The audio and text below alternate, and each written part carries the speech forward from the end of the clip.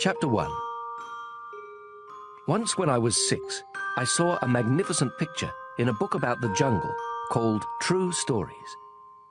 It showed a boa constrictor swallowing a wild beast. Here is a copy of the picture. In the book it said, "Boa constrictors swallow their prey whole, without chewing. Afterward they are no longer able to move, and they sleep during the 6 months of their digestion."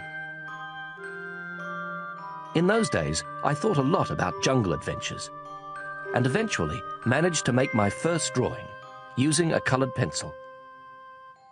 My drawing number 1 looked like this. I showed the grown-ups my masterpiece, and I asked them if my drawing scared them. They answered, "Why be scared of a hat?" My drawing was not a picture of a hat. It was a picture of a boa constrictor digesting an elephant. Then I drew the inside of the boa constrictor, so the grown-ups could understand. They always need explanations. My drawing number 2 looked like this. The grown-ups advised me to put away my drawings of boa constrictors, outside or inside, and apply myself instead to geography, history, arithmetic, and grammar. That is why I abandoned, at the age of 6, a magnificent career as an artist. I had been discouraged by the failure of my drawing number 1 and of my drawing number 2. Grown-ups never understand anything by themselves, and it is exhausting for children to have to provide explanations over and over again. So then I had to choose another career, and I learned to pilot airplanes. I have flown almost everywhere in the world. And as a matter of fact, geography has been a big help to me. I could tell China from Arizona at first glance, which is very useful if you get lost during the night. So I have had, in the course of my life, lots of encounters with lots of serious people. I have spent lots of time with grown-ups. I have seen them at close range, which hasn't much improved my opinion of them. Whenever I encountered a grown-up who seemed to me at all enlightened, I would experiment on him with my drawing number 1, which I have always kept. I wanted to see if he really understood anything. But he would always answer, "That's a hat." Then I wouldn't talk about boa constrictors or jungles or stars. I would put myself on his level and talk about bridge and golf and politics and neckties. And my grown-up was glad to know such a reasonable person. Chapter 2. So I lived all alone, without anyone I could really talk to, until I had to make a crash landing in the Sahara Desert 6 years ago. Something in my plane's engine had broken, and since I had neither a mechanic nor passengers in the plane with me, I was preparing to undertake the difficult repair job by myself. For me, it was a matter of life or death. I had only enough drinking water for 8 days. The first night, then, I went to sleep on the sand 1,000 miles from any inhabited country. I was more isolated than a man shipwrecked on a raft in the middle of the ocean. So you could imagine my surprise when I was awakened at daybreak by a funny little voice saying, "Please, draw me a sheep." What? "Draw me a sheep." I leapt up as if I had been struck by lightning. I rubbed my eyes hard. I stared, and I saw an extraordinary little fellow staring back at me very seriously. Here is the best portrait I managed to make of him, later on. But of course, my drawing is much less attractive than my model. This is not my fault. My career as a painter was discouraged at the age of 6 by the grown-ups, and I have never learned to draw anything except boa constrictors, outside and inside. So I stared wide-eyed at this apparition. Don't forget that I was 1,000 miles from any inhabited territory. Yet this little fellow seemed to be neither lost nor dying of exhaustion, hunger or thirst. Nor did he seem scared to death. There was nothing in his appearance that suggested a child lost in the middle of the desert, 1,000 miles from any inhabited territory. When I finally managed to speak, I asked him, "But what are you doing here?" And then he repeated, very slowly and very seriously, "Please, draw me a sheep." In the face of an overpowering mystery, you don't dare disobey. Absurd as it seemed, 1,000 miles from all inhabited regions, and in danger of death, I took a scrap of paper and a pen out of my pocket. But then I remembered that I had mostly studied geography, history, arithmetic, and grammar, and I told the little fellow, rather crossly, that I didn't know how to draw. He replied, "That doesn't matter. Draw me a sheep."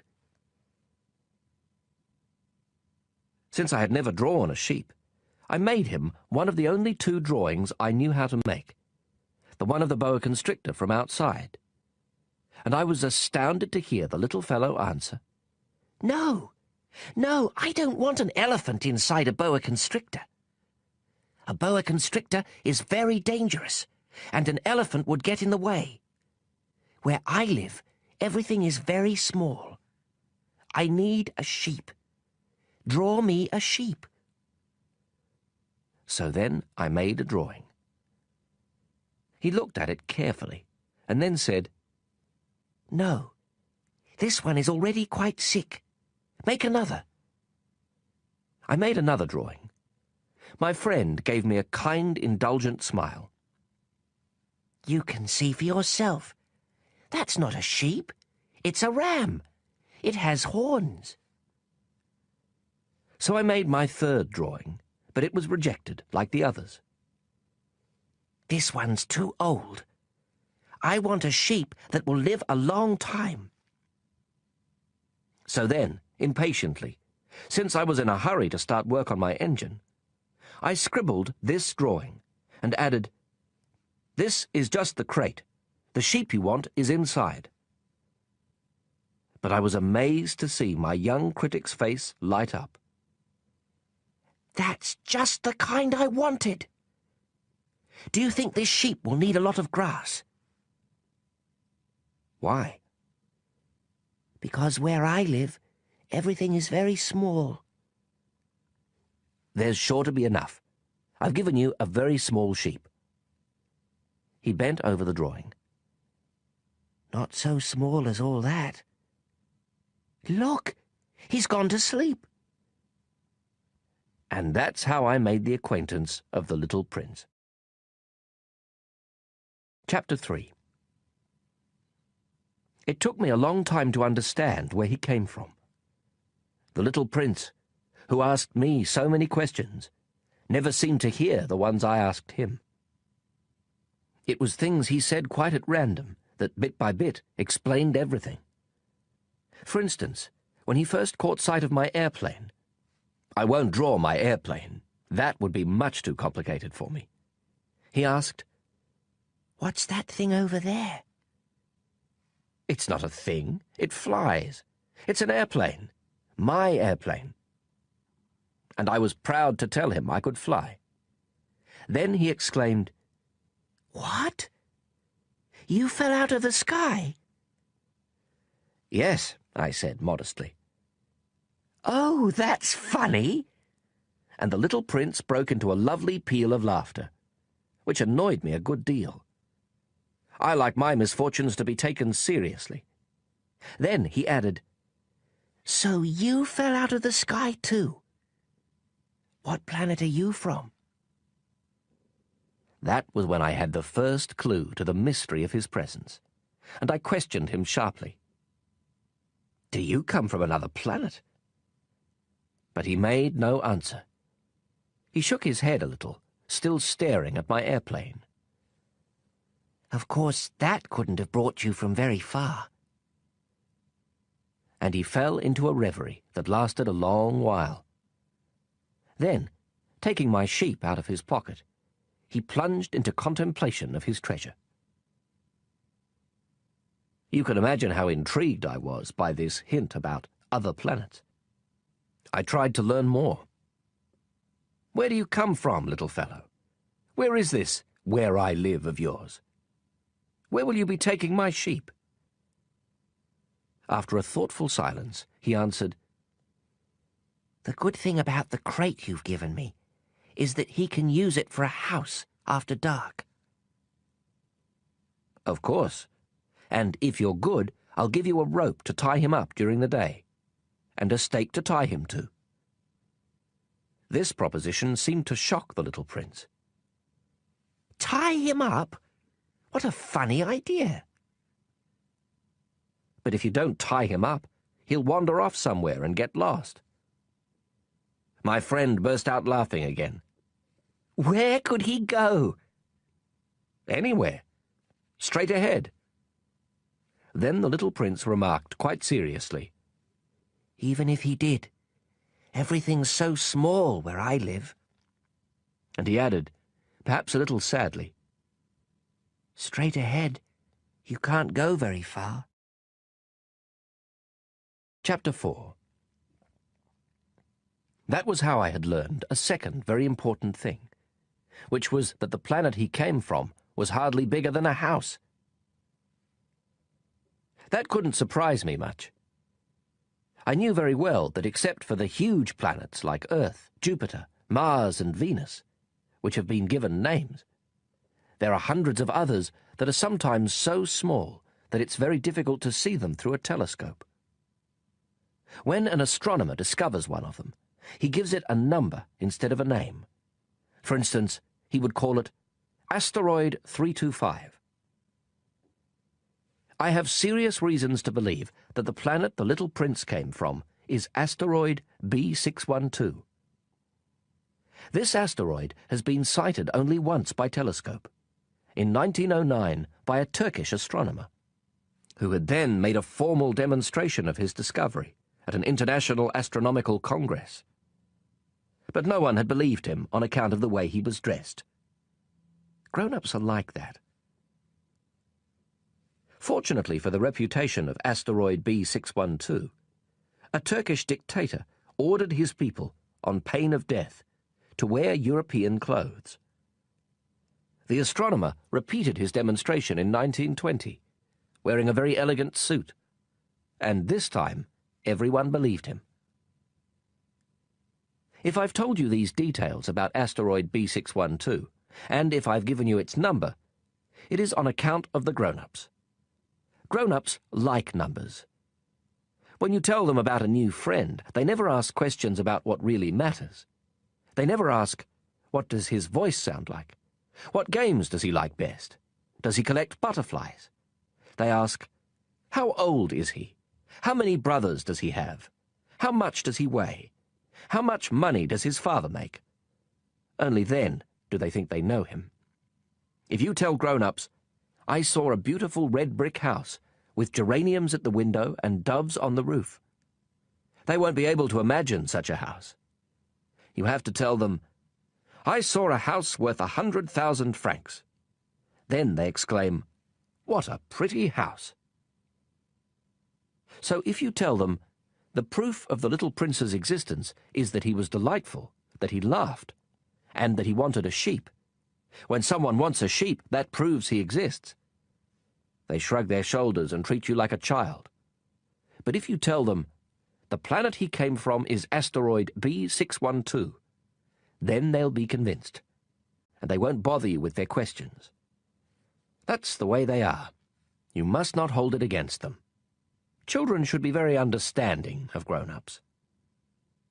But of course, those of us who understand life couldn't care less about numbers. I should have liked to begin this story like a fairy tale.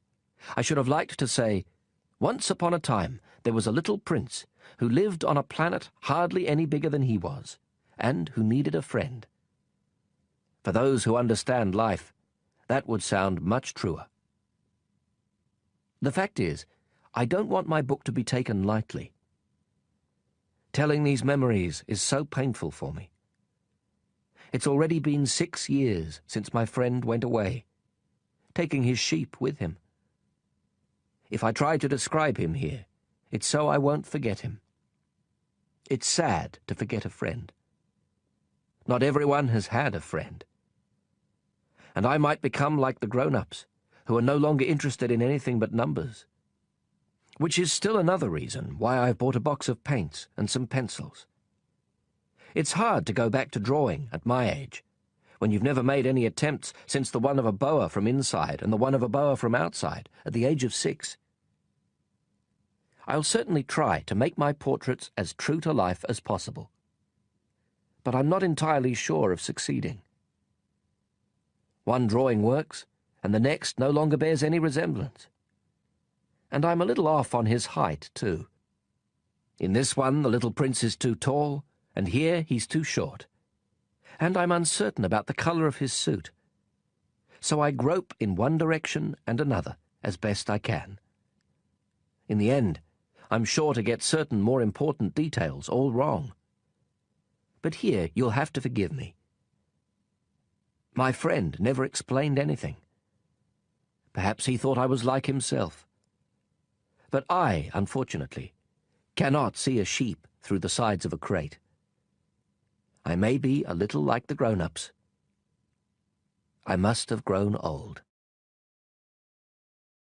Chapter 5. Every day I'd learn something about the little prince's planet, about his departure, about his journey. It would come quite gradually in the course of his remarks.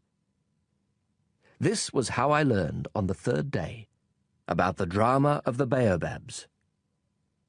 This time, too, I had the sheep to thank, for suddenly the little prince asked me a question, as if overcome by a grave doubt. Isn't it true that sheep eat bushes? Yes, that's right. Ah, I'm glad. I didn't understand why it was so important that sheep should eat bushes, but the little prince added, And therefore they eat baobabs too. I pointed out to the little prince that baobabs are not bushes but trees as tall as churches, and that even if he took a whole herd of elephants back to his planet, that herd couldn't finish off a single baobab. The idea of a herd of elephants made the little prince laugh. We'd have to pile them on top of one another. But he observed perceptively. Before they grow big, baobabs start out by being little. True enough. But why do you want your sheep to eat little baobabs? He answered. Oh, come on. You know. As if we were talking about something quite obvious. And I was forced to make a great mental effort to understand this problem all by myself. And, in fact, on the little prince's planet, there were, as on all planets, good plants and bad plants. The good plants come from good seeds and the bad plants from bad seeds. But the seeds are invisible. They sleep in the secrecy of the ground until one of them decides to wake up. Then it stretches and begins to sprout, quite timidly at first, a charming, harmless little twig reaching toward the sun. If it's a radish seed or a rosebush seed, you can let it sprout all it likes. But if it's the seed of a bad plant, you must pull the plant up right away, as soon as you can recognize it. As it happens, there were terrible seeds on the little prince's planet. Baobab seeds. The planet's soil was infested with them. Now, if you attend to a baobab too late, you can never get rid of it again. It overgrows the whole planet. Its roots pierce right through. And if the planet is too small, and if there are too many baobabs, they make it burst into pieces. It's a question of discipline, the little prince told me later on. When you've finished washing and dressing each morning, you must tend your planet. You must be sure you pull up the baobabs regularly, as soon as you can tell them apart from the rose bushes, which they closely resemble when they're very young. It's very tedious work, but very easy. And one day he advised me to do my best to make a beautiful drawing for the edification of the children where I live. If they travel some day, he told me, it could be useful to them. Sometimes there's no harm in postponing your work until later. But with baobabs, it's always a catastrophe. I knew one planet that was inhabited by a lazy man. He had neglected 3 bushes. So, following the little prince's instructions, I have drawn that planet. I don't much like assuming the tone of a moralist, but the danger of baobabs is so little recognized, and the risks run by anyone who might get lost on an asteroid are so considerable, that for once I am making an exception to my habitual reserve. I say, children, watch out for baobabs. It's to warn my friends of a danger of which they, like myself, have long been unaware, that I worked so hard on this drawing. The lesson I'm teaching is worth the trouble. You may be asking, why are there no other drawings in this book as big as the drawing of the baobabs? There's a simple answer. I tried, but I couldn't manage it. When I drew the baobabs, I was inspired by a sense of urgency. Chapter 6. O little prince, gradually this was how I came to understand your sad little life. For a long time your only entertainment was the pleasure of sunsets. I learned this new detail on the morning of the 4th day, when you told me, I really like sunsets. Let's go look at one now. But we have to wait. What for? For the sun to set. At first you seemed quite surprised, and then you laughed at yourself. And you said to me, I think I'm still at home. Indeed. When it's noon in the United States, the sun, as everyone knows, is setting over France. If you could fly to France in 1 minute, you could watch the sunset. Unfortunately, France is much too far. But on your tiny planet, all you had to do was move your chair a few feet, and you would watch the twilight whenever you wanted to. One day I saw the sunset 44 times. And a little later you added, You know, when you're feeling very sad, sunsets are wonderful. On the day of the 44 times, were you feeling very sad? But the little prince didn't answer. Chapter 7. On the 5th day, thanks again to the sheep, another secret of the little prince's life was revealed to me. Abruptly, with no preamble, he asked me, as if it were the fruit of a problem long pondered in silence. If a sheep eats bushes, does it eat flowers too? A sheep eats whatever it finds. Even flowers that have thorns? Yes, even flowers that have thorns. Then what good are thorns? I didn't know. At that moment I was very busy, trying to unscrew a bolt that was jammed in my engine. I was quite worried, for my plane crash was beginning to seem extremely serious, and the lack of drinking water made me fear the worst. What good are thorns? The little prince never let go of a question once he had asked it. I was annoyed by my jammed bolt, and I answered without thinking. Thorns are no good for anything. They're just the flower's way of being mean. Oh. But after a silence, he lashed out at me with a sort of bitterness.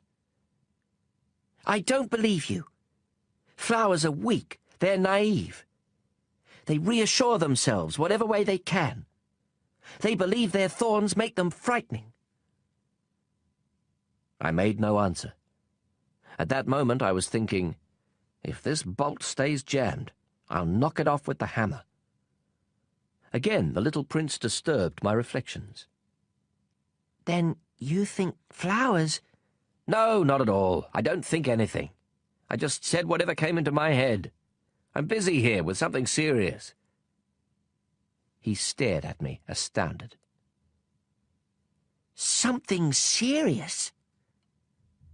He saw me holding my hammer, my fingers black with grease, bending over an object he regarded as very ugly. "You talk like the grown-ups." That made me a little ashamed. But he added, mercilessly, "You confuse everything. You've got it all mixed up." He was really very annoyed. He tossed his golden curls in the wind. "I know a planet inhabited by a red-faced gentleman. He's never smelled a flower. He's never looked at a star. He's never loved anyone. He's never done anything except add up numbers. And all day long he says over and over, just like you, 'I'm a serious man. I'm a serious man.' And that puffs him up with pride. But he's not a man at all. He's a mushroom." "He's a what?" "A mushroom." The little prince was now quite pale with rage. "For millions of years, flowers have been producing thorns. For millions of years, sheep have been eating them all the same. And it's not serious? Trying to understand why flowers go to such trouble to produce thorns that are good for nothing? It's not important, the war between the sheep and the flowers? It's not more serious and more important than the numbers that fat red gentleman is adding up? Suppose I happen to know a unique flower, one that exists nowhere in the world except on my planet, one that a little sheep can wipe out in a single bite one morning, just like that, without even realizing what he's doing. That isn't important." His face turned red now, and he went on.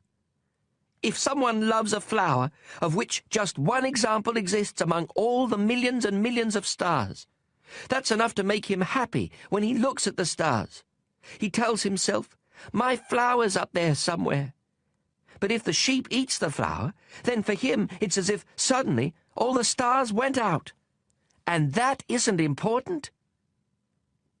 He couldn't say another word. All of a sudden, he burst out sobbing. Night had fallen. I dropped my tools. What did I care about my hammer, about my bolt, about thirst and death? There was on one star, on one planet, on mine, the Earth, a little prince to be consoled. I took him in my arms. I rocked him. I told him, "The flower you love is not in danger. I'll draw you a muzzle for your sheep. I'll draw you a fence for your flower." I didn't know what to say, how clumsy I felt. I didn't know how to reach him, where to find him. It's so mysterious, the land of tears. Chapter 8. I soon learned to know that flower better. On the little prince's planet, there had always been very simple flowers, decorated with a single row of petals, so that they took up no room at all and got in no one's way. They would appear one morning in the grass and would fade by nightfall. But this one had grown from a seed brought from who knows where, and the little prince had kept a close watch over a sprout that was not like any of the others. It might have been a new kind of baobab. But the sprout soon stopped growing and began to show signs of blossoming. The little prince, who had watched the development of an enormous bud, realized that some sort of miraculous apparition would emerge from it. But the flower continued her beauty preparations in the shelter of her green chamber, selecting her colors with the greatest care, and dressing quite deliberately, adjusting her petals one by one. She had no desire to emerge all rumpled like the poppies. She wished to appear only in the full radiance of her beauty. Oh, yes, she was quite vain. and her mysterious adornment had lasted days and days. And then, one morning, precisely at sunrise, she showed herself. And after having laboured so painstakingly, she yawned and said, "Ah, I'm hardly awake. Forgive me. I'm still all untidy." But the little prince couldn't contain his admiration.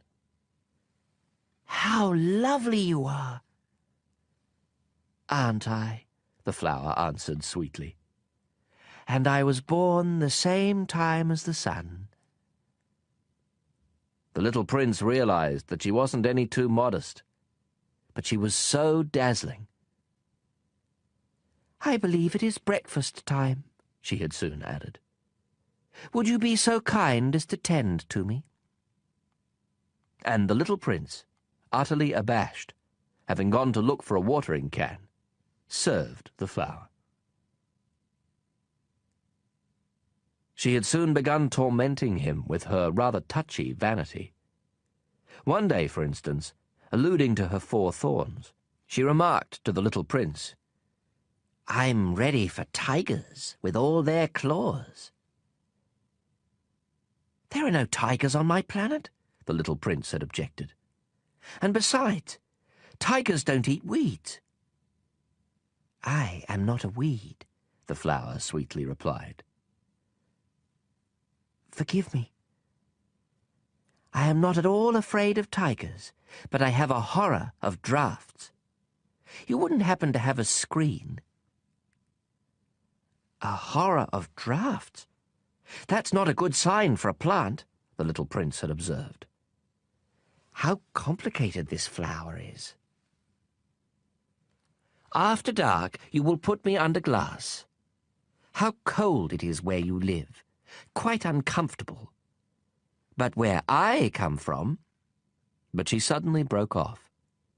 She had come here as a seed.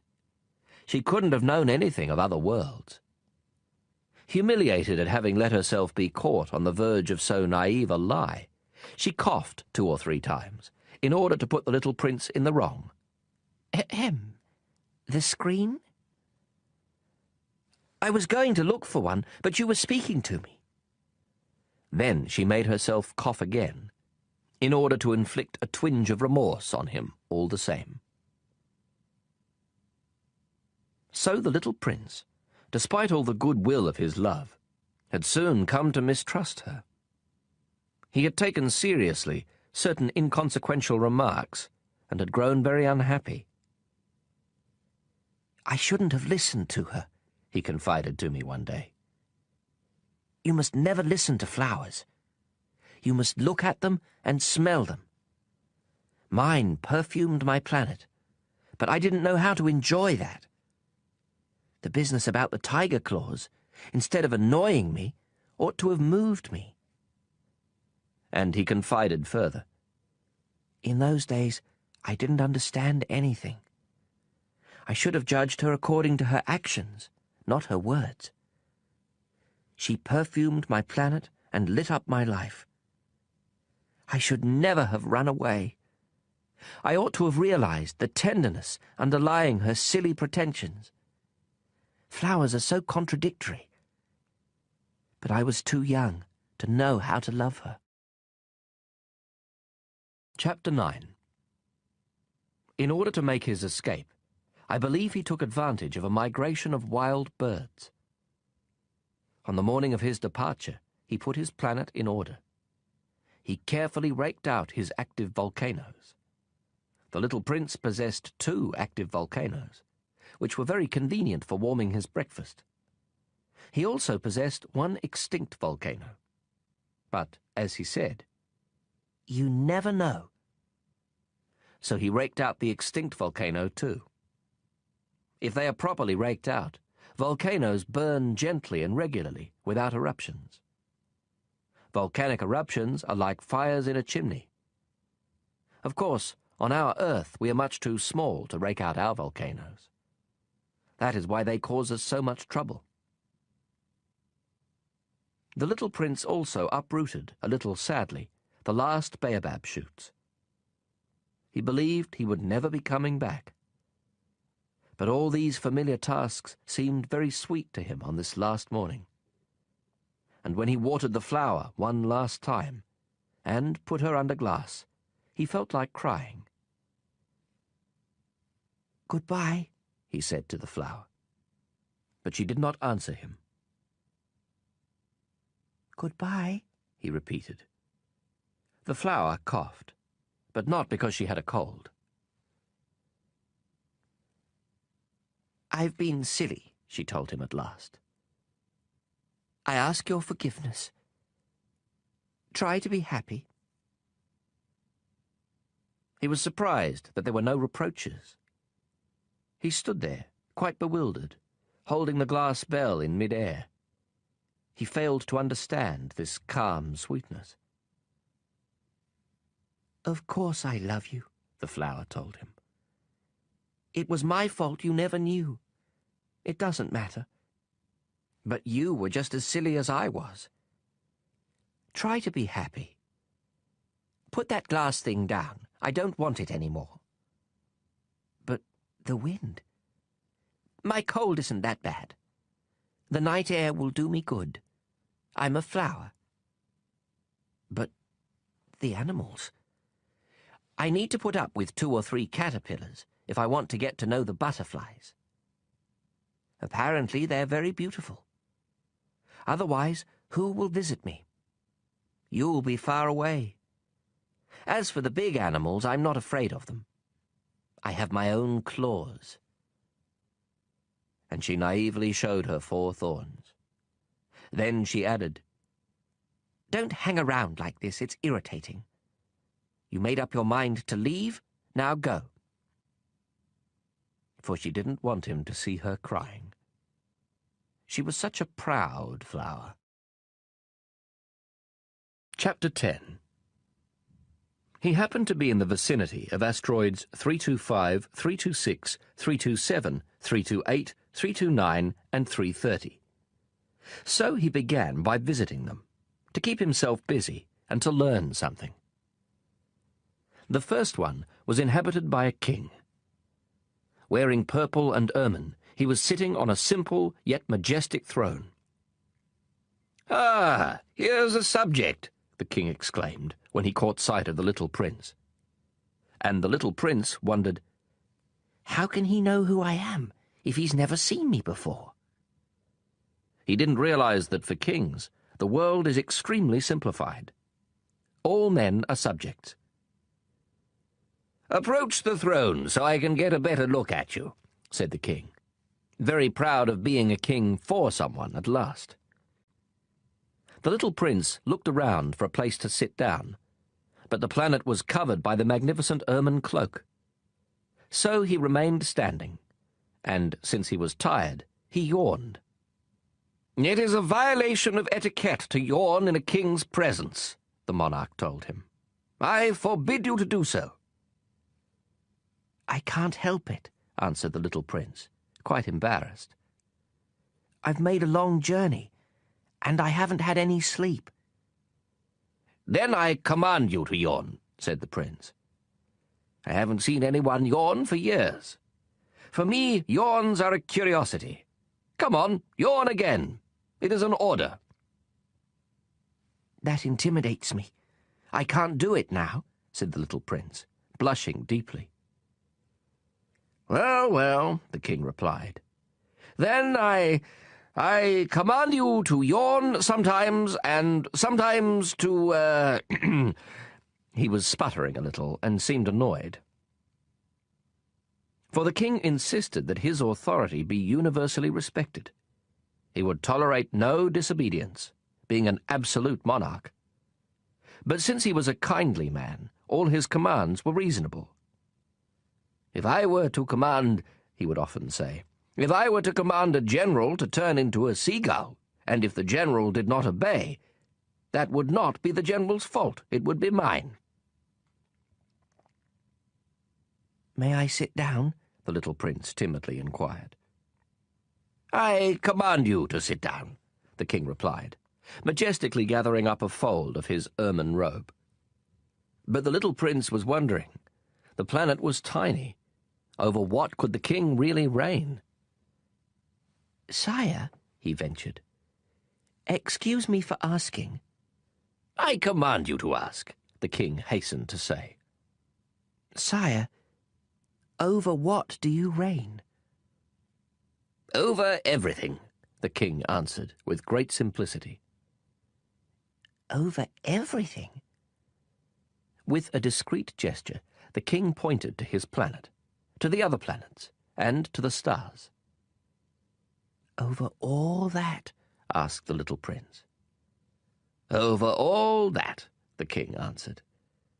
For not only was he an absolute monarch, but a universal monarch as well. "And do the stars obey you?" "Of course," the king replied. "They obey immediately. I tolerate no insubordination." Such power amazed the little prince. If he had wielded it himself, he could have watched not 44, but 72, or even 100, even 200 sunsets on the same day, without ever having to move his chair. And since he was feeling rather sad, on account of remembering his own little planet, which he had forsaken, he ventured to ask a favor of the king. "I'd like to see a sunset. Do me a favor, Your Majesty. Command the sun to set." "If I commanded a general to fly from one flower to the next like a butterfly, or to write a tragedy, or to turn into a seagull, and if the general did not carry out my command, which of us would be in the wrong, the general or me?" "You would be," said the little prince, quite firmly. "Exactly. One must command from each what each can perform," the king went on. "Authority is based first of all upon reason. If you command your subjects to jump in the ocean, there will be a revolution. I am entitled to command obedience because my orders are reasonable." "Then my sunset?" insisted the little prince, who never let go of a question once he had asked it. "You shall have your sunset. I shall command it. But I shall wait, according to my science of government, until conditions are favorable." "And when will that be?" inquired the little prince. "Well, well," replied the king, first consulting a large calendar. Well, that will be that will be tonight around 7:40, and you'll see how well I am obeyed." The little prince yawned. He was regretting his lost sunset. And besides, he was already growing a little bored. "I have nothing further to do here," he told the king. "I'm going to be on my way." "Do not leave," answered the king, who was so proud of having a subject. "Do not leave. I shall make you my minister." "A minister of what?" Of justice." "But there's no one here to judge." "You never know," the king told him. "I have not yet explored the whole of my realm. I am very old. I have no room for a carriage, and it wearies me to walk." "Oh, but I've already seen for myself," said the little prince, leaning forward to glance one more time at the other side of the planet. "There's no one over there either." "Then you shall pass judgment on yourself," the king answered. "That is the hardest thing of all. It is much harder to judge yourself than to judge others. If you succeed in judging yourself, it's because you are truly a wise man." "But I can judge myself anywhere," said the little prince. "I don't need to live here." Well, the king said. "I have good reason to believe that there is an old rat living somewhere on my planet. I hear him at night. You could judge that old rat. From time to time, you will condemn him to death. That way his life will depend on your justice. But you'll pardon him each time, for economy's sake. There's only one rat." "I don't like condemning anyone to death," the little prince said. "And now I think I'll be on my way." "No," said the king. The little prince, having completed his preparations, had no desire to aggrieve the old monarch. "If your Majesty desires to be promptly obeyed, he should give me a reasonable command. He might command me, for instance, to leave before this minute is up. It seems to me that conditions are favourable." The king having made no answer, the little prince hesitated at first, and then, with a sigh, took his leave. "I make you my ambassador," the king hastily shouted after him. He had a great air of authority. "Grown-ups are so strange," the little prince said to himself as he went on his way. Chapter 11. The second planet was inhabited by a very vain man. "Ah, a visit from an admirer," he exclaimed, when he caught sight of the little prince, still at some distance. To vain men, other people are admirers. "Hello," said the little prince. "That's a funny hat you're wearing." "It's for answering acclamations," the very vain man replied. "Unfortunately, no one ever comes this way." "Is that so?" said the little prince, who did not understand what the vain man was talking about. "Clap your hands," directed the man. The little prince clapped his hands, and the vain man tipped his hat in modest acknowledgement. "This is more entertaining than the visit to the king," the little prince said to himself, and he continued clapping. The very vain man continued tipping his hat in acknowledgement. After 5 minutes of this exercise, the little prince tired of the game's monotony. "And what would make the hat fall off?" he asked. But the vain man did not hear him. Vain men never hear anything but praise. "Do you really admire me a great deal?" he asked the little prince. "What does that mean, admire?"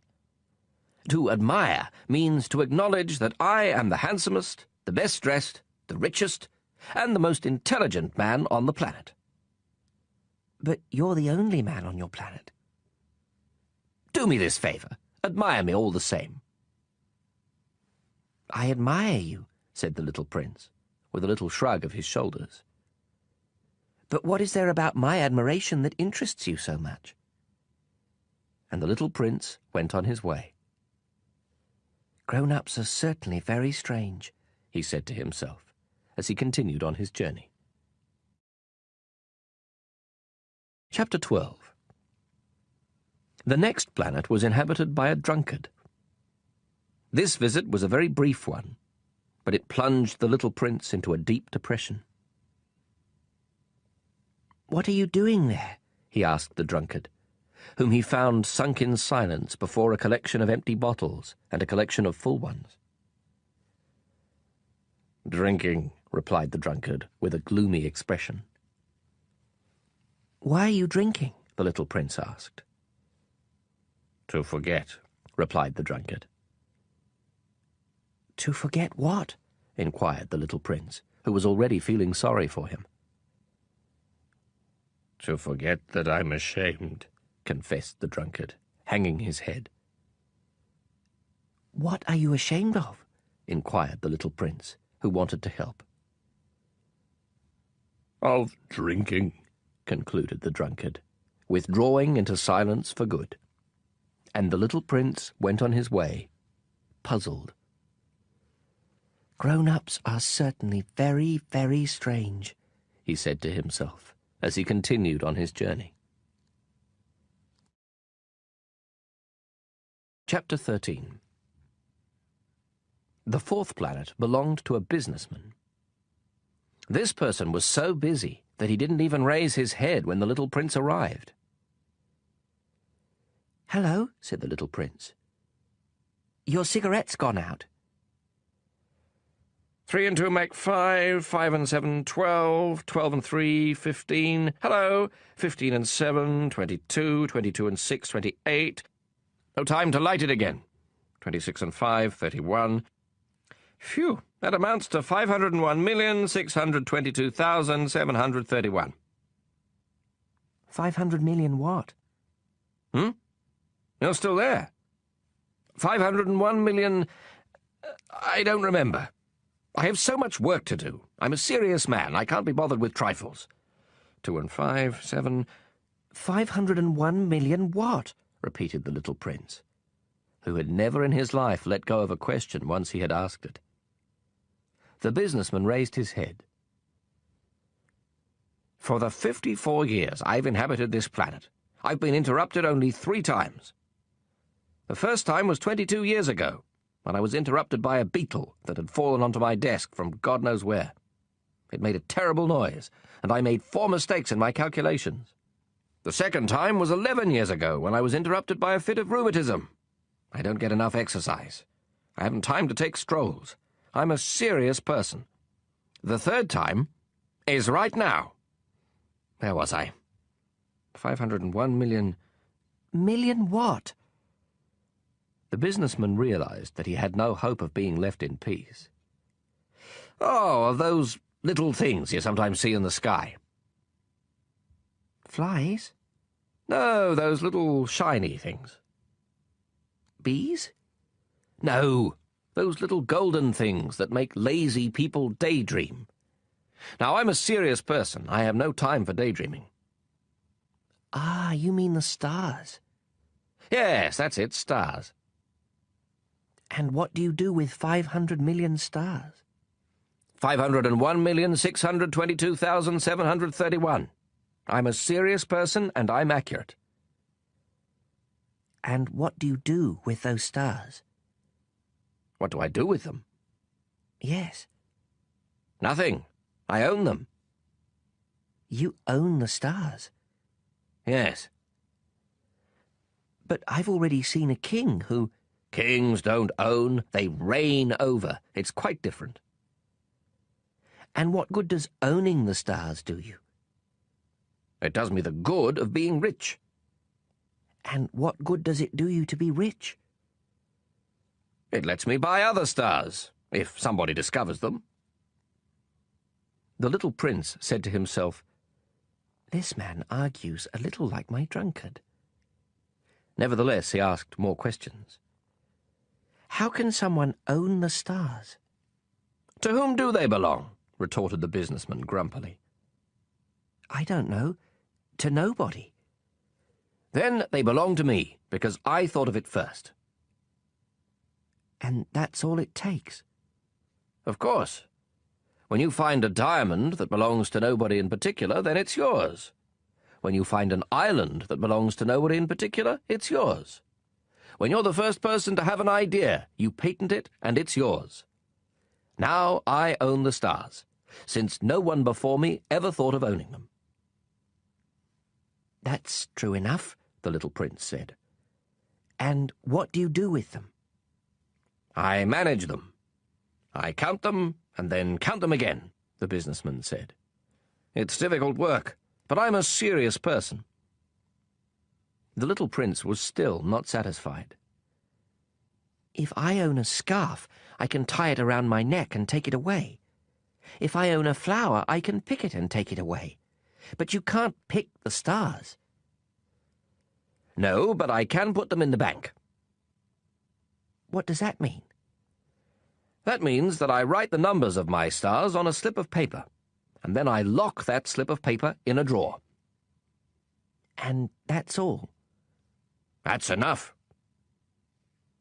That's amusing, thought the little prince.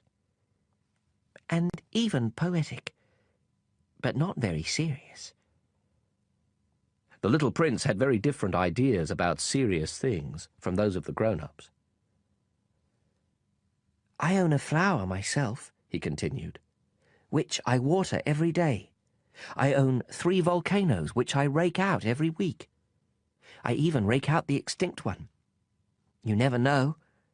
So it's of some use to my volcanoes, and it's useful to my flower that I own them. But you're not useful to the stars. The businessman opened his mouth, but found nothing to say in reply, and the little prince went on his way. Grown-ups are certainly quite extraordinary, was all he said to himself as he continued on his journey. Chapter 14. The fifth planet was very strange. It was the smallest of all. There was just enough room for a street lamp and a lamplighter. The little prince couldn't quite understand what use a street lamp and a lamplighter could be up there in the sky, on a planet without any people and not a single house. However, he said to himself, It's quite possible that this man is absurd. But he's less absurd than the king, the very vain man, the businessman, and the drunkard. At least his work has some meaning. When he lights his lamp, it's as if he's bringing one more star to life, or one more flower. When he puts out his lamp, that sends the flower or the star to sleep, which is a fine occupation, and therefore truly useful. When the little prince reached this planet, he greeted the lamplighter respectfully. Good morning. Why have you just put out your lamp? Orders, the lamplighter answered. Good morning. What orders are those? To put out my street lamp. Good evening. And he lit his lamp again. But why have you just lit your lamp again? Orders. I don't understand, said the little prince. There's nothing to understand, said the lamplighter. Orders are orders. Good morning. And he put out his lamp. Then he wiped his forehead with a red-checked handkerchief. It's a terrible job I have. It used to be reasonable enough. I put the lamp out mornings and lit it after dark. I had the rest of the day for my own affairs, and the rest of the night for sleeping. And since then orders have changed? Orders haven't changed, the lamplighter said. That's just the trouble. Year by year the planet is turning faster and faster, and orders haven't changed. Which means? Which means that now that the planet revolves once a minute, I don't have an instant's rest. I light my lamp and turn it out once every minute. That's funny. Your days here are 1 minute long. It's not funny at all, the lamplighter said. You and I have already been talking to each other for a month. A month? Yes, 30 minutes. 30 days. Good evening. And he lit his lamp. The little prince watched him, growing fonder and fonder of this lamplighter, who was so faithful to orders. He remembered certain sunsets that he himself used to follow in other days, merely by shifting his chair. He wanted to help his friend. You know, I can show you a way to take a rest whenever you want to. I always want to rest, the lamplighter said, for it is possible to be faithful and lazy at the same time. The little prince continued. Your planet is so small that you can walk around it in 3 strides. All you have to do is walk more slowly, and you'll always be in the sun. When you want to take a rest, just walk, and the day will last as long as you want it to. What good does that do me? The lamplighter said, when the one thing in life I want to do is sleep. Then you're out of luck, said the little prince. I am, said the lamplighter. Good morning. And he put out his lamp. Now that man, the little prince said to himself as he continued on his journey, that man would be despised by all the others, by the king, by the very vain man, by the drunkard, by the businessman. Yet he's the only one who doesn't strike me as ridiculous. Perhaps it's because he's thinking of something besides himself. He heaved a sigh of regret and said to himself again, That man is the only one I might have made my friend. But his planet is really too small. There's not room for 2. What the little prince dared not admit was that he most regretted leaving that planet because it was blessed with 1,440 sunsets every 24 hours. Chapter 15. The sixth planet was 10 times bigger than the last. It was inhabited by an old gentleman who wrote enormous books. "Ah, here comes an explorer," he exclaimed when he caught sight of the little prince, who was feeling a little winded and sat down on the desk. He had already travelled so much and so far. "Where do you come from?" the old gentleman asked him. "What's that big book?" asked the little prince. "What do you do with it?" "I'm a geographer," the old gentleman answered. "And what's a geographer?" "A scholar who knows where the seas are, and the rivers, the cities, the mountains and the deserts." "That is very interesting," the little prince said. "Here at last is someone who has a real profession." And he gazed around him at the geographer's planet. He had never seen a planet so majestic. "Your planet is very beautiful," he said. "Does it have any oceans?" "I couldn't say," said the geographer. "Oh." The little prince was disappointed. "And mountains?" "I couldn't say," said the geographer. "And cities and rivers and deserts?" "I couldn't tell you that either," the geographer said. "But you're a geographer." "You're right," said the geographer. "But I'm not an explorer. There's not one explorer on my planet. A geographer doesn't go out to describe cities, rivers, mountains, seas, oceans, and deserts. A geographer is too important to go wandering about. He never leaves his study. But he receives the explorers there. He questions them, and he writes down what they remember. And if the memories of one of the explorers seem interesting to him, then the geographer conducts an inquiry into that explorer's moral character." "Why is that?" "Because an explorer who told lies would cause disasters in the geography books, as would an explorer who drank too much." "Why is that?" the little prince asked again. "Because drunkards see double, and the geographer would write down 2 mountains where there was only 1. "I know someone," said the little prince, "who would be a bad explorer." "Possibly. Well, when the explorer's moral character seems to be a good one, an investigation is made into his discovery." "By going to see it?" "No, that would be too complicated. But the explorer is required to furnish proofs. For instance, if he claims to have discovered a large mountain, he is required to bring back large stones from it." The geographer suddenly grew excited. "But you come from far away. You're an explorer. You must describe your planet for me." And the geographer, having opened his logbook, sharpened his pencil. Explorers' reports are first recorded in pencil. Ink is used only after proofs have been furnished. "Well?" said the geographer expectantly. "Oh, where I live," said the little prince, "is not very interesting. It's so small. I have 3 volcanoes, 2 active and 1 extinct. But you never know." "You never know," said the geographer. "I also have a flower." "We don't record flowers," the geographer said. "Why not? It's the prettiest thing." "Because flowers are ephemeral." "What does ephemeral mean?" "Geographies," said the geographer, "are the finest books of all. They never go out of fashion. It is extremely rare for a mountain to change position.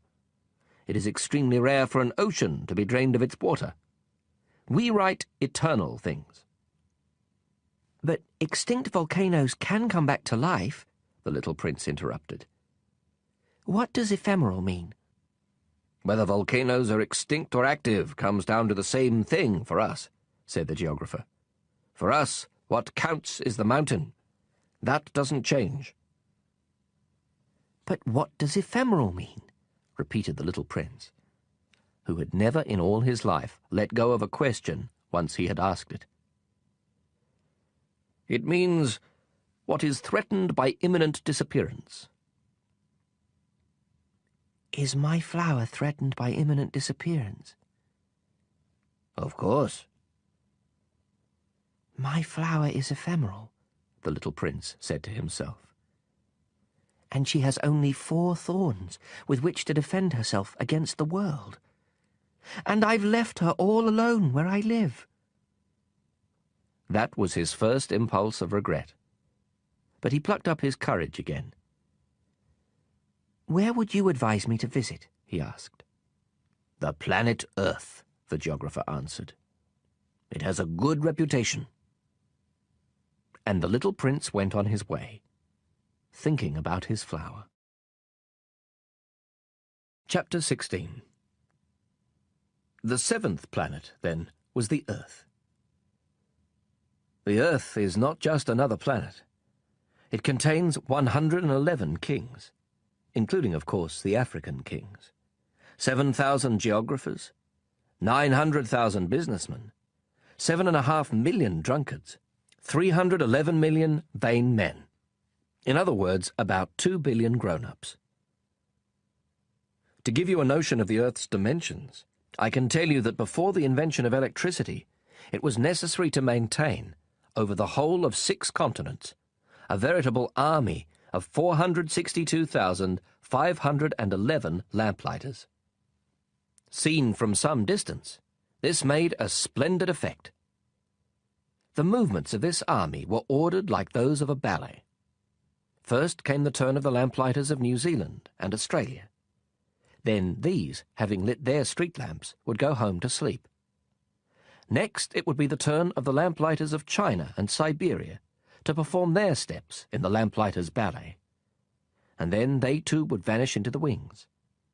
Then came the turn of the lamplighters of Russia and India. Then those of Africa and Europe. Then those of South America and of North America. And they never missed their cues for their appearances on stage. It was awe-inspiring. Only the lamplighter of the single street lamp at the North Pole and his colleague of the single street lamp at the South Pole led carefree, idle lives. They worked twice a year. Chapter 17. Trying to be witty leads to lying, more or less. What I just told you about the lamplighters isn't completely true, and I risk giving a false idea of our planet to those who don't know it. Men occupy very little space on Earth. If the 2 billion inhabitants of the globe were to stand close together, as they might for some big public event, they would easily fit into a city block that was 20 miles long and 20 miles wide. You could crowd all humanity onto the smallest Pacific islet. Grown-ups, of course, won't believe you. They're convinced they take up much more room. They consider themselves as important as the baobabs. So you should advise them to make their own calculations. They love numbers, and they'll enjoy it. But don't waste your time on this extra task. It's unnecessary. Trust me. So once he reached Earth, the little prince was quite surprised not to see anyone. He was beginning to fear he had come to the wrong planet, when a moon-coloured loop uncoiled on the sand. "Good evening," the little prince said, just in case. "Good evening," said the snake. "What planet have I landed on?" asked the little prince. "On the planet Earth, in Africa," the snake replied. "Ah. And are there no people on Earth?" "It's the desert here. There are no people in the desert. Earth is very big," said the snake. The little prince sat down on a rock and looked up into the sky. "I wonder," he said, "if the stars are lit up so that each of us can find his own some day. Look at my planet. It's just overhead, but so far away." "It's lovely," the snake said. "What have you come to Earth for?" "I'm having difficulties with a flower," the little prince said. "Ah," said the snake, and they were both silent. "Where are the people?" The little prince finally resumed the conversation. "It's a little lonely in the desert." "It's also lonely with people," said the snake. The little prince looked at the snake for a long time. "You're a funny creature," he said at last. "No thicker than a finger." "But I'm more powerful than a king's finger," the snake said. The little prince smiled. "You're not very powerful. You don't even have feet. You couldn't travel very far." "I can take you further than a ship," the snake said. He coiled around the little prince's ankle like a golden bracelet. "Anyone I touch, I send back to the land from which he came," the snake went on. "But you're innocent, and you come from a star." The little prince made no reply. "I feel sorry for you, being so weak on this granite earth," said the snake. "I can help you someday, if you grow too homesick for your planet. I can—" "Oh, I understand just what you mean," said the little prince. "But why do you always speak in riddles?" "I solve them all," said the snake. And they were both silent. Chapter 18. The little prince crossed the desert and encountered only one flower. A flower with 3 petals. A flower of no consequence.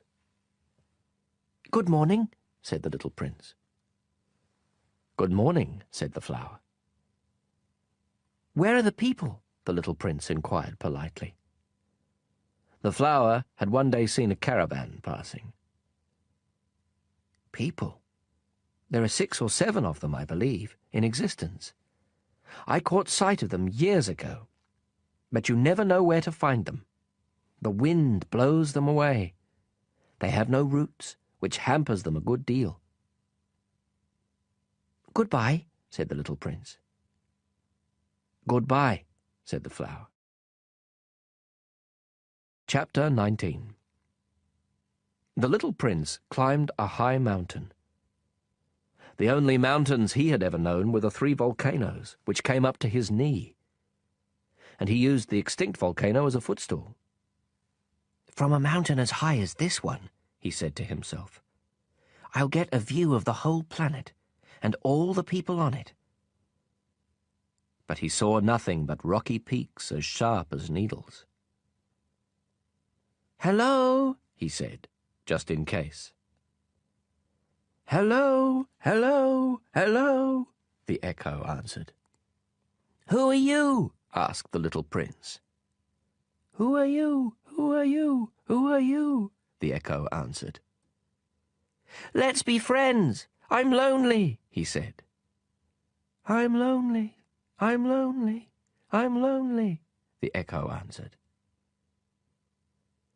"What a peculiar planet," he thought.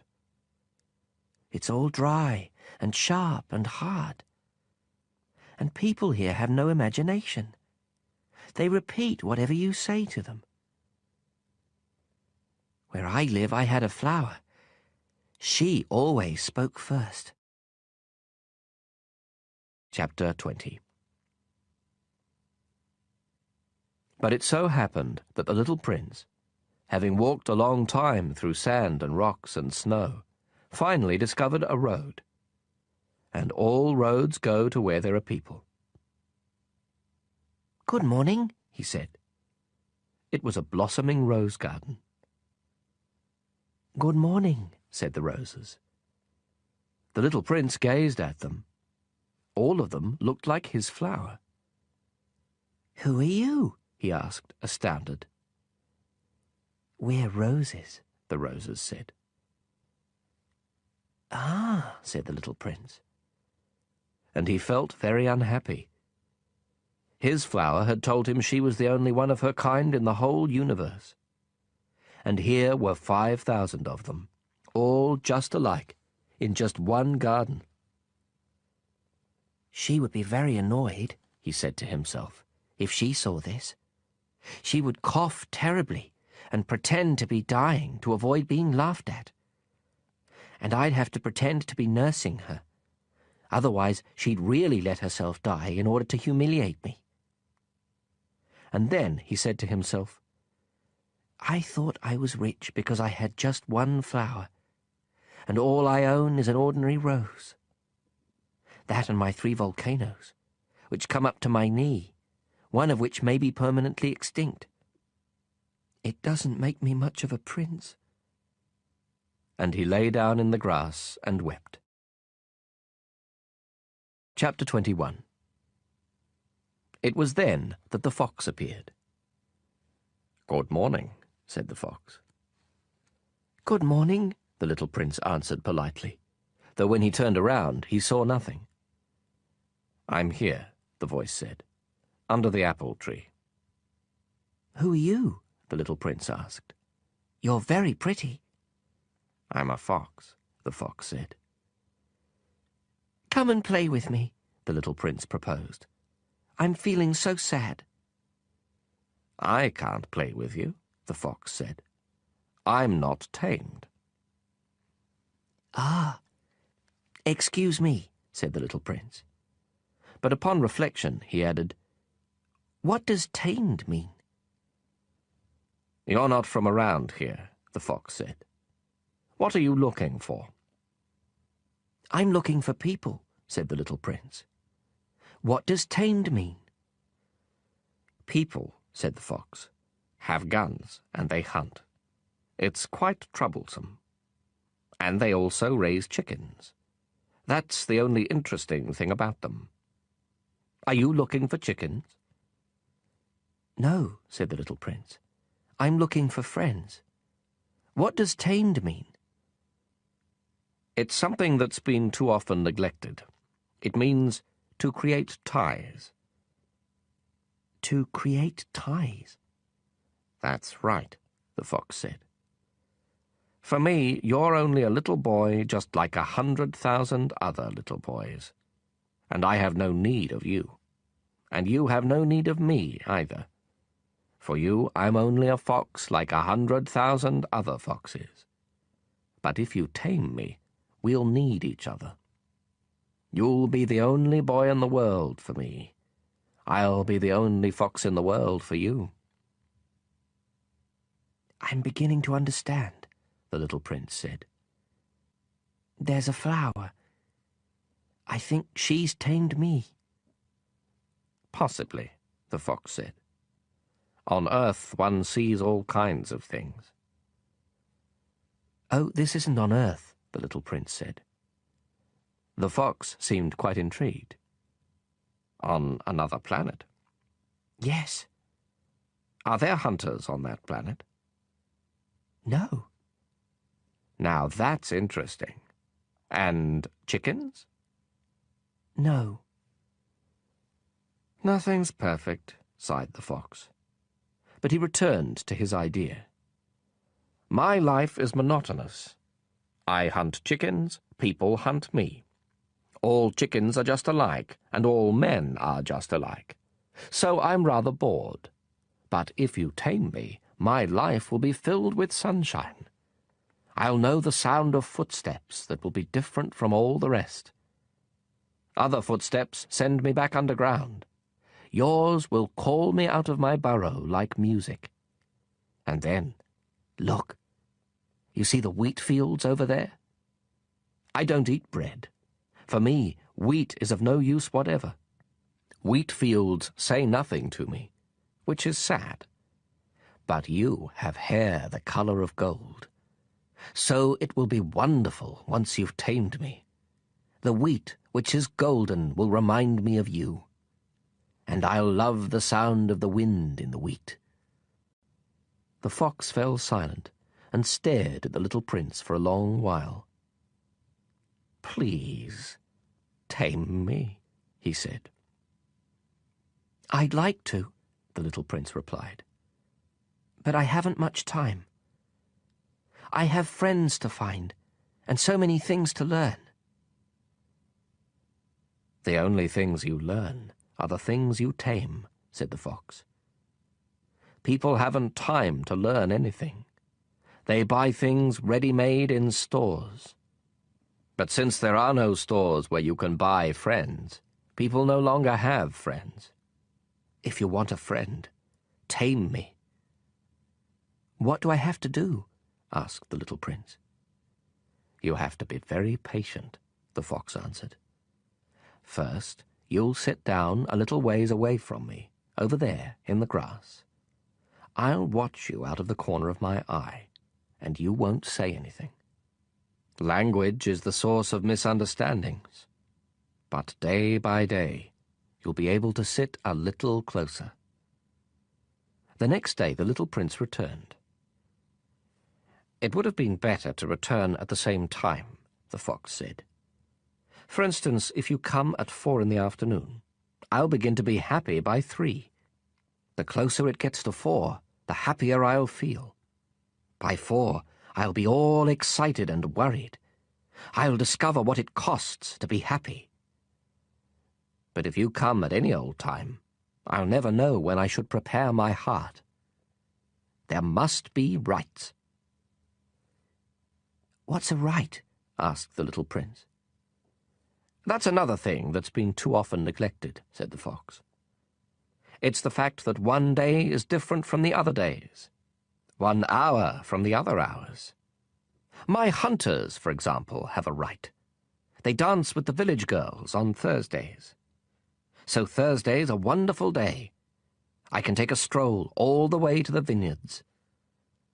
If the hunters danced whenever they chose, the days would all be just alike, and I'd have no holiday at all. That was how the little prince tamed the fox. And when the time to leave was near, "Ah," the fox said, "I shall weep." "It's your own fault," the little prince said. "I never wanted to do you any harm, but you insisted that I tame you." "Yes, of course," the fox said. "But you're going to weep," said the little prince. "Yes, of course," the fox said. "Then you get nothing out of it." "I get something," the fox said, "because of the colour of the wheat." Then he added, "Go look at the roses again. You'll understand that yours is the only rose in all the world. Then come back to say goodbye, and I'll make you the gift of a secret." The little prince went to look at the roses again. "You're not at all like my rose. You're nothing at all yet," he told them. "No one has tamed you, and you haven't tamed anyone. You're the way my fox was. He was just a fox like 100,000 others. But I've made him my friend, and now he's the only fox in all the world." And the roses were humbled. "You're lovely, but you're empty," he went on. "One couldn't die for you. Of course, an ordinary passer-by would think my rose looked just like you. But my rose, all on her own, is more important than all of you together, since she's the one I've watered, since she's the one I put under glass, since she's the one I sheltered behind a screen, since she's the one for whom I killed the caterpillars, except the 2 or 3 for butterflies, since she's the one I listened to when she complained or when she boasted, or even sometimes when she said nothing at all, since she's my rose." And he went back to the fox. "Goodbye," he said. "Goodbye," said the fox. "Here is my secret. It's quite simple. One sees clearly only with the heart. Anything essential is invisible to the eyes." "Anything essential is invisible to the eyes," the little prince repeated, in order to remember. It's the time you spent on your rose that makes your rose so important. "It's The time I spent on my rose, the little prince repeated, in order to remember. People have forgotten this truth, the fox said. But you mustn't forget it. You become responsible forever for what you've tamed. You're responsible for your rose. I'm responsible for my rose, the little prince repeated, in order to remember. Chapter 22. Good morning, said the little prince. Good morning, said the railway switchman. What is it that you do here? Asked the little prince. I sort the travellers into bundles of 1,000, the switchman said. I dispatch the trains that carry them, sometimes to the right, sometimes to the left. And a brightly lit express train, roaring like thunder, shook the switchman's cabin. What a hurry they're in, said the little prince. What are they looking for? Not even the engineer on the locomotive knows, the switchman said. And another brightly lit express train thundered by in the opposite direction. Are they coming back already? Asked the little prince. It's not the same ones, the switchman said. It's an exchange. They weren't satisfied where they were? Asked the little prince. No one is ever satisfied where he is, the switchman said. And a third brightly lit express train thundered past. Are they chasing the first travellers? Asked the little prince. They're not chasing anything, the switchman said. They're sleeping in there, or else they're yawning. Only the children are pressing their noses against the window panes. Only the children know what they're looking for, said the little prince. They spend their time on a rag doll, and it becomes very important. And if it's taken away from them, they cry. They're lucky, the switchman said. Chapter 23. Good morning, said the little prince. Good morning, said the sales clerk. This was a sales clerk who sold pills invented to quench thirst. Swallow one a week, and you no longer feel any need to drink. Why do you sell these pills? They save so much time, the sales clerk said. Experts have calculated that you can save 53 minutes a week. And what do you do with those 53 minutes? Whatever you like. If I had 53 minutes to spend as I liked, the little prince said to himself, I'd walk very slowly towards a water fountain. Chapter 24. It was now the 8th day since my crash landing in the desert, and I'd listened to the story about the sales clerk as I was drinking the last drop of my water supply. Ah, I said to the little prince, your memories are very pleasant, but I haven't yet repaired my plane. I have nothing left to drink, and I too would be glad to walk very slowly toward a water fountain. My friend the fox told me. Little fellow, this has nothing to do with the fox. Why? Because we're going to die of thirst. The little prince didn't follow my reasoning and answered me, It's good to have had a friend, even if you're going to die. Myself, I'm very glad to have had a fox for a friend. He doesn't realize the danger, I said to myself. He's never hungry or thirsty. A little sunlight is enough for him. But the little prince looked at me and answered my thought. I'm thirsty too. Let's find a well. I made an exasperated gesture. It is absurd looking for a well at random in the vastness of the desert. But even so, we started walking. When we had walked for several hours in silence, night fell and stars began to appear. I noticed them as in a dream, being somewhat feverish on account of my thirst. The little prince's words danced in my memory. "So you're thirsty too?" I asked. But he didn't answer my question. He merely said to me, "Water can also be good for the heart."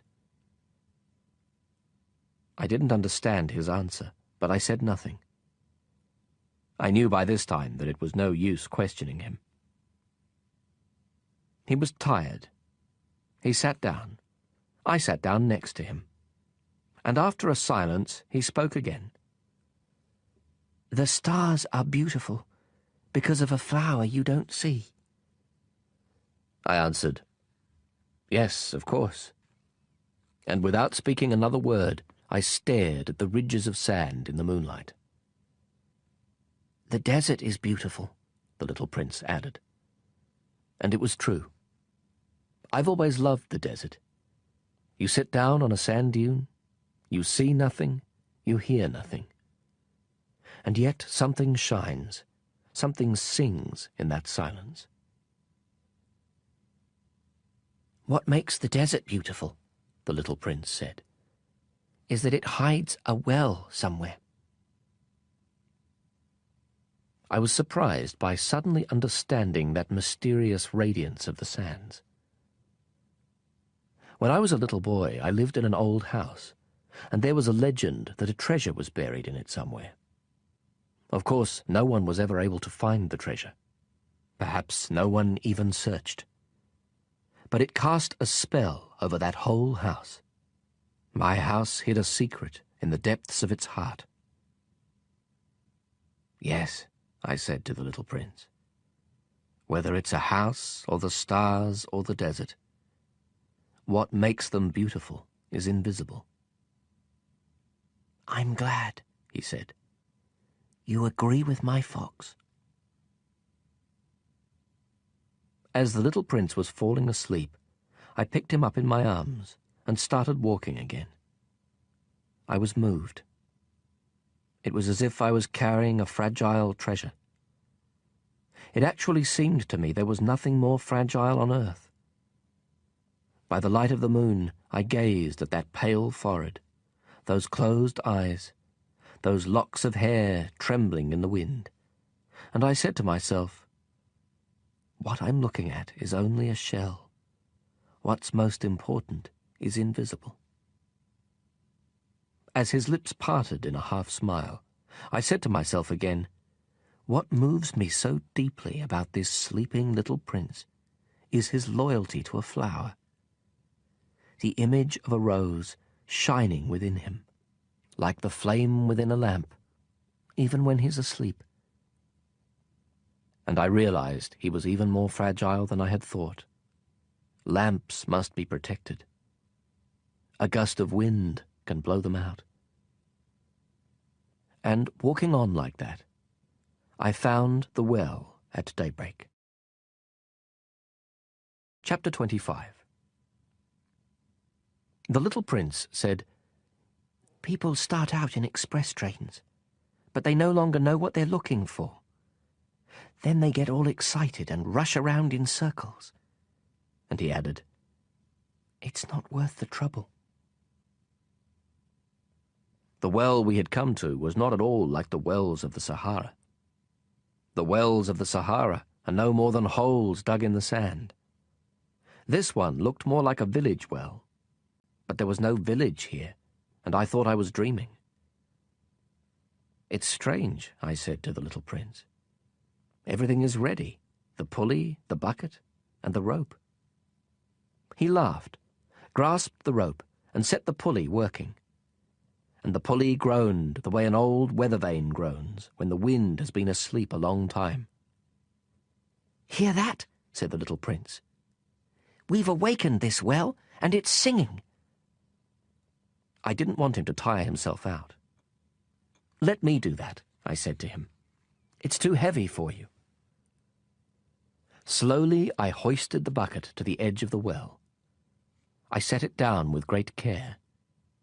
The song of the pulley continued in my ears, and I saw the sun glisten on the still trembling water. "I'm thirsty for that water," said the little prince. Let me drink some. And I understood what he'd been looking for. I raised the bucket to his lips. He drank, eyes closed. It was as sweet as a feast. That water was more than merely a drink.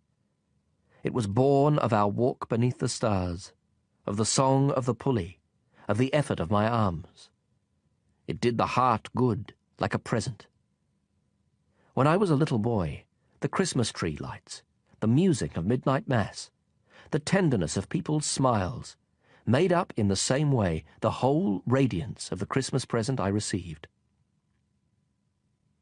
People where you live, the little prince said, grow 5,000 roses in one garden, yet they don't find what they're looking for. They don't find it, I answered. And yet what they're looking for could be found in a single rose, or a little water. Of course, I answered. And the little prince added, But eyes are blind. You have to look with the heart. I had drunk the water. I could breathe easy now. The sand at daybreak is honey-coloured, and that colour was making me happy too. Why then did I also feel so sad? You must keep your promise, said the little prince, sitting up again beside me. What promise? You know, a muzzle for my sheep. I'm responsible for this flower. I took my drawings out of my pocket. The little prince glanced at them and laughed as he said, Your baobabs look more like cabbages. Oh. I had been so proud of the baobabs. Your fox, his ears, look more like horns. And they're too long. And he laughed again. You're being unfair, my little prince, I said. I never knew how to draw anything but boas from the inside and boas from the outside. Oh, that'll be all right, he said. Children understand. So then I drew a muzzle, and with a heavy heart I handed it to him. You've made plans I don't know about. But he didn't answer. He said, You know, I fall to earth. Tomorrow will be the first anniversary. Then, after a silence, he continued. I landed very near here. And he blushed. And once again, without understanding why, I felt a strange grief. However, a question occurred to me. Then it wasn't by accident that on the morning I met you 8 days ago, you were walking that way, all alone, 1,000 miles from any inhabited region. Were you returning to the place where you fell to earth? The little prince blushed again, and I added hesitantly, perhaps on account of the anniversary? The little prince blushed once more. He never answered questions, but when someone blushes, doesn't that mean yes? Ah, I said to the little prince. I'm afraid. But he answered, You must get to work now. You must get back to your engine. I'll wait here. Come back tomorrow night. But I wasn't reassured. I remembered the fox. You risk tears if you let yourself be tamed. Chapter 26. Beside the well, there was a ruin, an old stone wall. When I came back from my work the next evening, I caught sight of my little prince from a distance. He was sitting on top of the wall, legs dangling, and I heard him talking. Don't you remember? He was saying. This isn't exactly the place. Another voice must have answered him then, for he replied, Oh yes, it's the right day, but this isn't the place. I continued walking toward the wall. I still could neither see nor hear anyone, yet the prince answered again. Of course. You'll see where my tracks begin on the sand. Just wait for me there. I'll be there tonight. I was 20 yards from the wall and still saw no one. Then the little prince said, after a silence, Your poison is good? You're sure it won't make me suffer long? I stopped short, my heart pounding, but I still didn't understand. Now go away, the little prince said. I want to get down from here. Then I looked down toward the foot of the wall and gave a great start. There, coiled in front of the little prince, was one of those yellow snakes that can kill you in 30 seconds.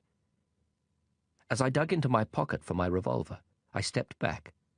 But at the noise I made, the snake flowed over the sand like a trickling fountain, and, without even hurrying, slipped away between the stones with a faint metallic sound. I reached the wall just in time to catch my little prince in my arms, his face white as snow. What's going on here? You're talking to snakes now? I had loosened the yellow scarf he always wore. I had moistened his temples and made him drink some water. And now I didn't dare ask him anything more. He gazed at me with a serious expression and put his arms round my neck. I felt his heart beating like a dying bird's when it's been shot. He said to me, I'm glad you found what was the matter with your engine.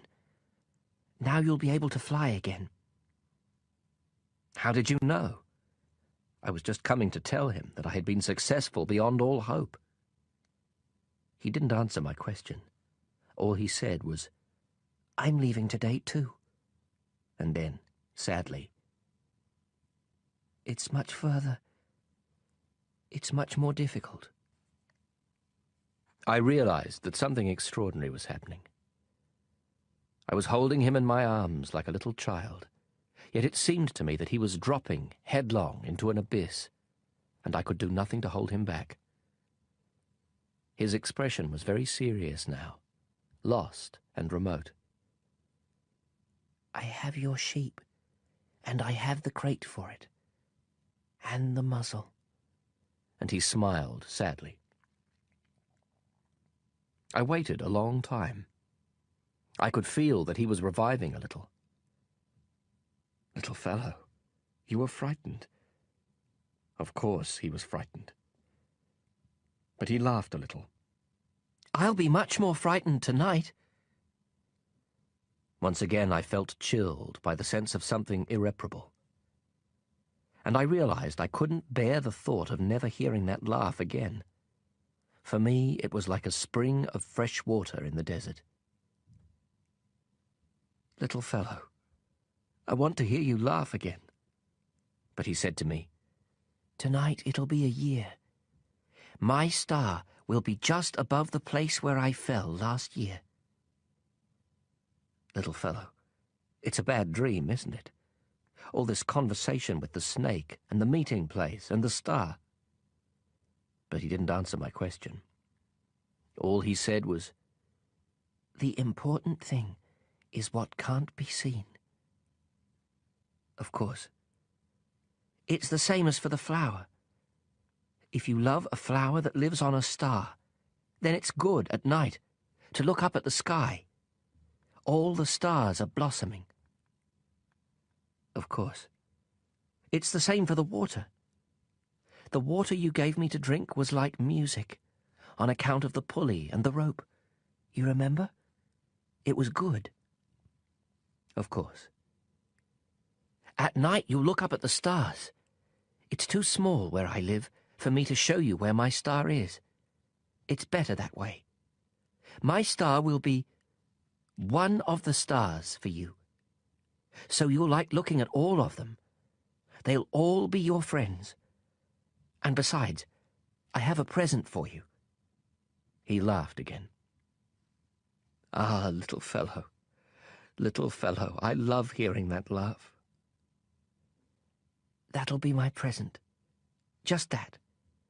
It'll be the same as for the water. What do you mean? People have stars, but they aren't the same. For travelers, the stars are guides. For other people, they're nothing but tiny lights. And for still others, for scholars, they're problems.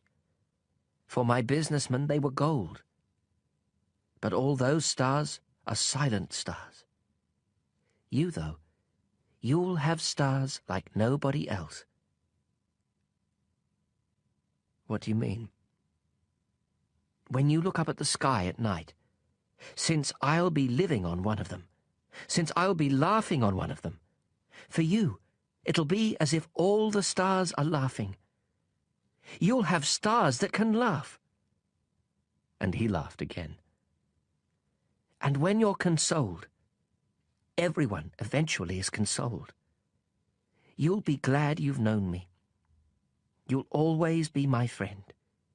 You'll feel like laughing with me. And you'll open your window sometimes, just for the fun of it.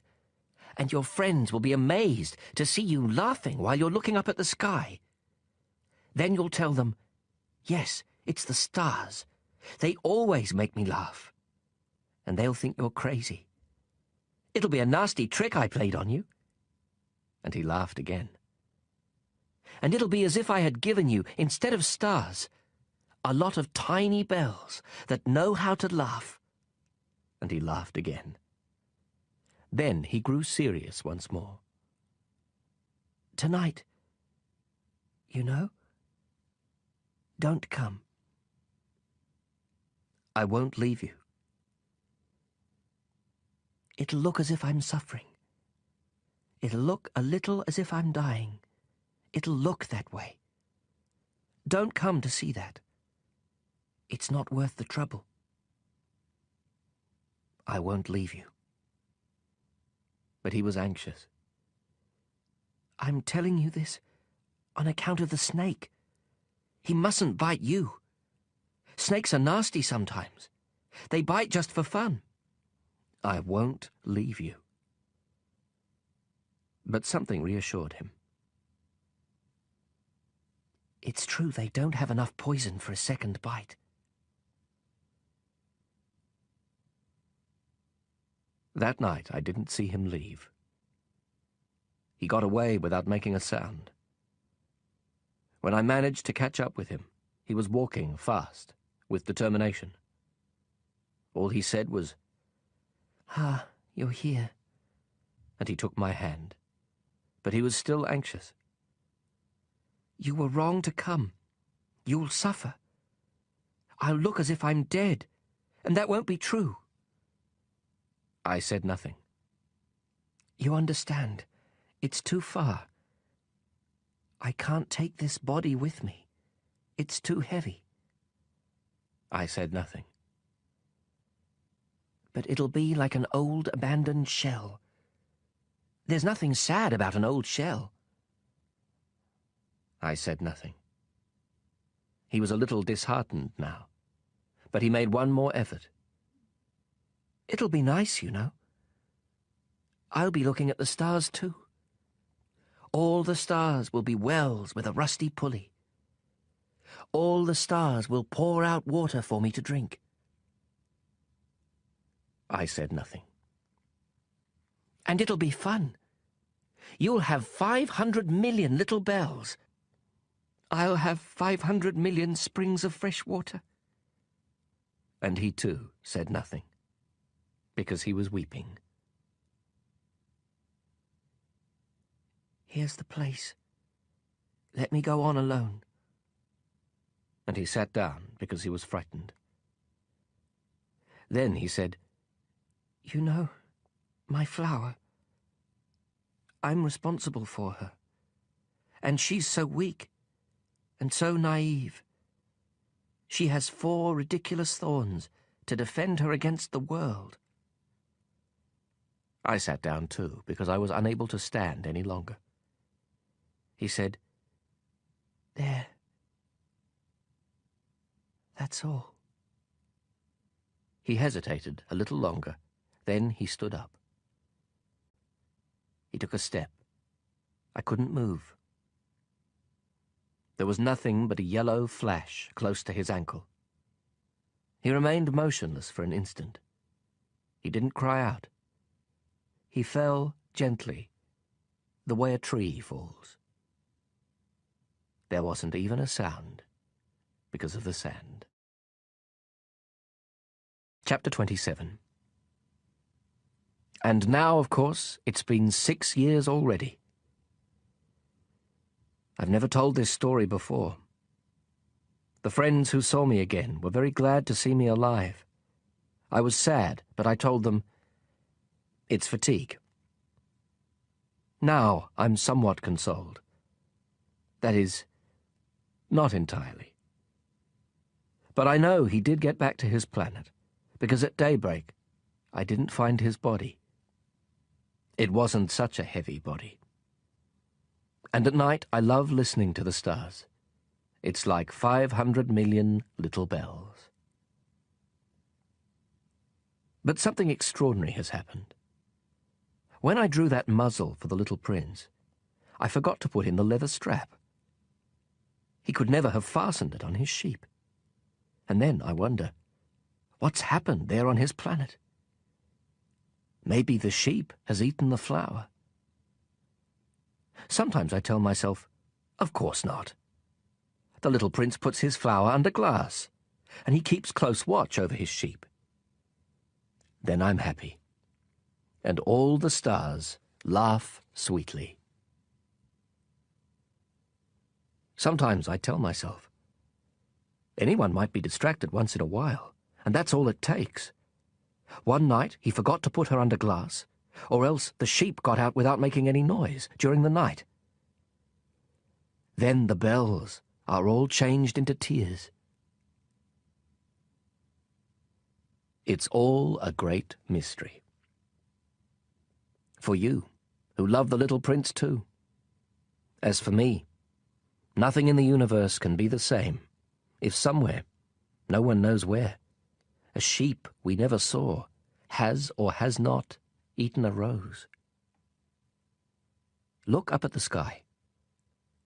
Ask yourself, has the sheep eaten the flower or not? And you'll see how everything changes. And no grown-up will ever understand how such a thing could be so important.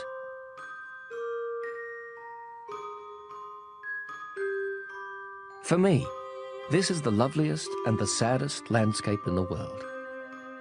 It's the same landscape as the one on the preceding page, but I've drawn it one more time in order to be sure you see it clearly. It's here that the little prince appeared on Earth, then disappeared. Look at this landscape carefully to be sure of recognizing it, if you should travel to Africa someday in the desert. And if you happen to pass by here, I beg you not to hurry past. Wait a little, just under the star. Then, if a child comes to you, if he laughs, if he has golden hair, if he doesn't answer your questions, you'll know who he is. If this should happen, be kind. Don't let me go on being so sad. Send word immediately that he's come back.